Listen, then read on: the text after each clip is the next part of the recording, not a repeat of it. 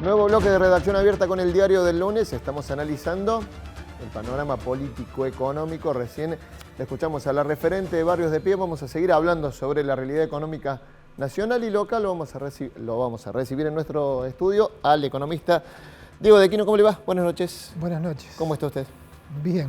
Bueno, a ver, ¿qué podemos decir de esta, por lo menos las primeras definiciones de la ministra Batakis en cuanto al panorama económico nacional? ¿Cómo lo está analizando usted? Bueno, la ministra me parece que ha hablado poco. Yo creo que eso me parece que es el primer rasgo que destacaría.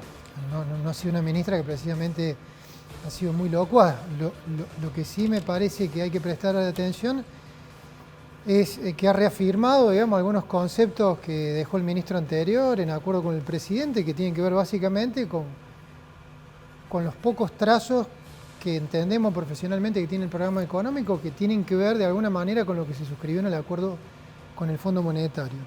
Por el resto me parece que son definiciones sueltas o menores, que incluye el aumento, digamos, la percepción de ganancias, digamos, en el tipo de cambio turista. Es decir, son cuestiones de orden menor que realmente hacen pensar que el gobierno está madurando un conjunto de medidas que todavía no hemos visto y que seguramente se llevarán a cabo en este semestre. La cuestión del ordenamiento fiscal y de las cuentas, o por lo menos lo que trazó la ministra en trazo grueso.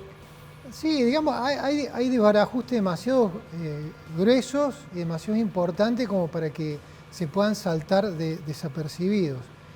Entre ellos tiene que ver el déficit fiscal, pero yo creo que las urgencias me parece que van por otro lado. Las urgencias son de tipo financiero y me parece en un programa de gestión económica para el gobierno.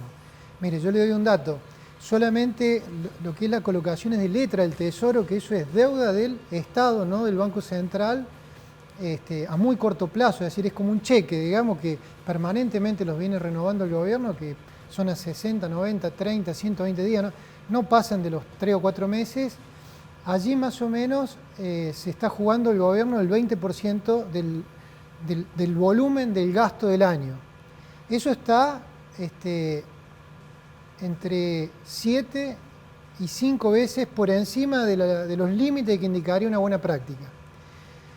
Cuando el ministro anterior se fue, evidentemente construyó una bola de nieve con este tipo de colocación de muy corto plazo y yo creo que la ministra, dado la manera que asumió, ¿cierto? Porque recordemos que en esto hay que ser considerado con la ministra, digamos, ella asumió en una condición muy particular, digamos, no fue un reemplazo aparentemente planificado por el gobierno, digamos.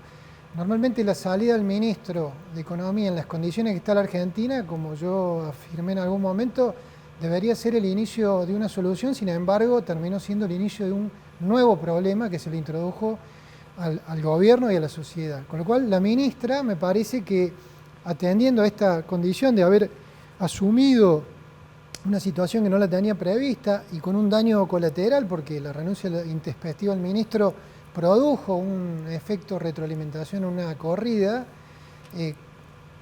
creo que está analizando las medidas a tomar y, repito, me parece que las primeras son de orden financiero, pero bueno, como allí hay un acuerdo con el Fondo Monetario, ese tipo de medidas seguramente van a tener que ser, no digo acordadas, pero conversadas al menos, y yo creo que por ahí debe andar en este momento el equipo económico. Diego, en el último tramo de la gestión de Guzmán se le estaba complicando, ¿no?, esto de seducir al mercado, justamente por el tema de la deuda en pesos. ¿Tiene Batakis alguna herramienta extra o es más que nada expectativa para empezar a descomponer esa enorme deuda en pesos que tiene el país? Yo creo que no hay muchas herramientas, no hay que ser tampoco catastrófico. El Estado siempre la deuda en su moneda la termina honrando, pero yo creo que estamos en un desfiladero de cara a una reprogramación de pasivos en muy corto plazo. De hecho, el ministro anterior ya lo hizo antes de irse, en la última colocación, en realidad 2/3 antes de salir a mercado a colocar, la reprogramó con el Banco Central. Y en esta última colocación del gobierno y la primera con la ministra nueva también volvió a ocurrir, es decir, hay primero una reprogramación con inversores con los cuales se puede dialogar y luego de una salida de mercado para poder completar la cola. Yo creo que eso no aguanta mucho ese modelo, máxime con una inflación que se recalienta, las tasas piden ser cada vez más altas, y aunque las tasas fueran bajas, el grueso de las colocaciones son hoy indexadas en peso, con lo cual lo grave es la aceleración del proceso de la bola de nieve fruto de la inflación. Diego, con el diario del lunes, o sea, con el resultado puesto, ¿cómo calificás la gestión de Guzmán? Yo creo que la gestión de Guzmán es muy pobre, digamos. Yo creo que lo único que él llegó a hacer como ministro, que creo que fue el error fundante, fue entrar en un desfiladero con una reprogramación de la deuda en el 2020 de forma abierta, y eso en realidad retiró a la Argentina de la posibilidad de refinanciar con más calidad todos los problemas que se señalan hoy que no alcanza, digamos, por ejemplo, los recursos del Estado. Yo creo que en ese sentido la gestión de Guzmán ha sido una gestión mala como ministro, porque en realidad lo único que él prometía lo terminó haciendo mal, porque nos retiró de los mercados, la deuda argentina no vale nada en el mundo, nadie nos quiere prestar, ni siquiera los propios argentinos le quieren prestar al Estado, y la deuda en peso, digamos, nuestra propia moneda está en niveles récord, y empieza a aparecer mucho la situación que ocurrió cuando Lavagna, siendo secretario de Planeamiento de Alfonsín, se fue del gobierno denunciando, digamos, que había un festival de bonos. La percepción en ese sentido es mala. Y por el resto, bueno, tuvo la pandemia, las limitaciones creo que están claras desde el punto de vista de la gestión de un ministro, que en realidad creo que fue apenas un ministro de Finanzas, un mal ministro de Finanzas. Estamos en una situación de crisis y todos los números parecen que, digamos, son negativos. ¿Cómo se restituye la confianza? Porque se pueden ajustar cuestiones financieras, cuestiones económicas, el déficit. Cualquier medida que se tome de ajuste va a implicar afectar a un sector. ¿Cómo se vuelve a tener confianza? Que me parece que es un elemento para tener en cuenta para salir del pozo. Yo creo que la manera de razonarlo, por lo menos desde el punto de vista económico, que es de mi profesión, ¿cierto? Trato de no incursionar en otros territorios que no conozco. Pero para que la confianza se restablezca, exista, inclusive crezca, tiene que haber acuerdos. Ahora, yo creo que muchas veces se habla del acuerdo como una acción, y el acuerdo a veces es el resultado o consecuencia de algo. Y yo creo que hoy Argentina está atrapado en eso. Normalmente en el mundo los acuerdos, a pesar de que nosotros en Argentina tenemos una tendencia a creer que el acuerdo es una acción siempre positiva, cuando uno mira la historia en materia económica, los acuerdos son en general fruto de un riesgo moral vinculado a algo más grave que una crisis económica. Acuerdo en materia económica, hablo, ¿cierto? Yo creo que la sociedad empieza a ver los riesgos, digamos, de caer en un proceso agravado de hiperinflación, con los daños que eso puede tener. Creo que la clase dirigente ha empezado a tomar nota, que es la que primero debería tomar nota, y creo que eso empieza a instalar un riesgo moral, máximo con el registro argentino que tenemos, de haberlo sufrido en otras etapas de la vida, inclusive de quienes estamos todavía, digamos, en este planeta, digamos, no es fruto de otras generaciones, y yo creo que eso puede cooperar, digamos, para que pueda ocurrir, digamos, una consecuencia positiva, que sí sería un acuerdo. Sin acuerdo, es imposible que se pueda regentear un tercio, un cuarto, el 40% de la riqueza nacional, que es lo que administra el Estado. El Estado, sabemos, en democracia se llega con el voto, con las preferencias de la gente. Si en esa conducción de los recursos colectivos, que repito, son un cuarto, un tercio o el 40%, no hay un acuerdo de cómo gerenciarlo, es imposible que podamos salir de la circunstancia en la que estamos atrapados y no establecer, por ejemplo, un orden de prioridades comunes. ¿De acuerdo? ¿Ves que, digamos, se va o se intenta eso, Diego? O de alguna manera se puede llegar a intentar. Hay actores que no se quieren sentar en esa mesa de acuerdo. Hay actores que no se convoca. Hubo un mensaje de la ministra hablándole a algunos sectores el viernes, ¿o no? Digamos, esos sectores, bueno, como para calmarlos. ¿Ves que pueden llegar a estar de acuerdo con un plan económico o no? A mí me parece que ya no alcanza con una ministra. Este es el problema que se ha agravado con la salida de Guzmán.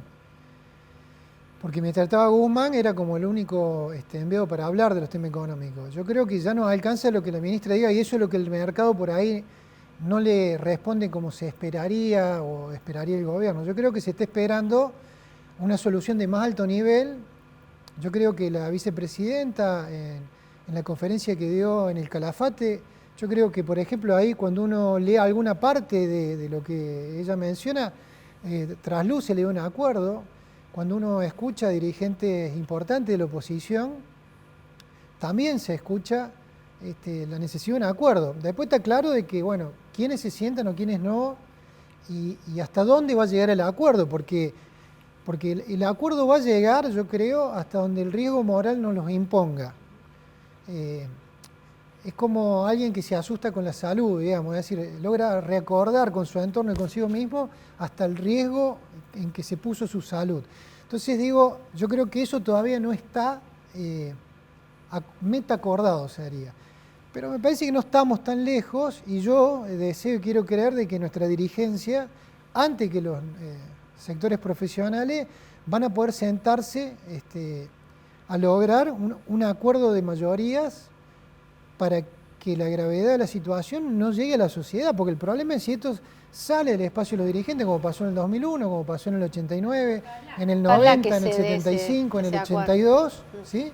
Si pasa a la sociedad, ahí pasamos a tener otro tipo de problema, porque ya no es de orden económico, sino que es de orden de acuerdo colectivo cotidiano. Diego, dijiste al principio que el gobierno está preparando una serie de medidas que todavía no mostraron. ¿Qué te imaginas? ¿Qué estás pensando cuando ves eso? ¿Qué podemos esperar, no? Sí, yo digo esto, lo digo sin conocer los detalles, pero digo, mirando un poco los números, como se dice, creo que le deben estar prestando mucha atención a la reprogramación de pasivos del Tesoro en muy corto plazo, que son básicamente lo que está alrededor de las letras. Básicamente dice que está muy preocupada la ministra Batakis, eso ¿no? está Con entre esa herencia. 5 y 7 veces arriba de lo que debería estar. Es decir, lo normal debería ser 3 puntos el gasto y está en 20, digamos. Okay, ¿Está bien? Como un techo podría ser 5 y está en 20. Y la otra es que tiene que ver con el Banco Central, donde allí obviamente que hay que volver a prestar. Ustedes piensen lo siguiente, desde que empezó la cuarentena, el Banco Central puso 11 billones de pesos en activos monetarios fuera de su tesoro, sería. De esos 11 billones, con 12 ceros, billones, millones de millones, el crédito privado aumentó 3 billones 300, 3 billones 200. Es decir, más de 7 billones y medio, 7 millones de millones y medio. Ya nos mareamos con eso. eso. Pero desde el 2020, de marzo hasta hoy, eso quedaron para financiar al Estado. Es decir, todo lo que se emite va a financiar al Estado, no financia la actividad privada. O sea, el 70% no está financiando actividad productiva. La actividad productiva no se está financiando, lo único que hay es una refinanciación de lo que había. Es decir, como hay una nominalidad, bueno, acompaña el crecimiento. Entonces, yo creo que le deben estar prestando atención a estas dos cosas, pero si el Tesoro no descontamina los vencimientos de corto, es muy difícil que el Banco Central pueda afrontar un programa más contundente para poder devolver progresivamente el crédito al sector privado. Diego de Aquino, muchas gracias por estar aquí en el piso de Redacción Abierta. Nos vamos a una nueva pausa y en el próximo bloque hablamos sobre el mercado inmobiliario en Córdoba.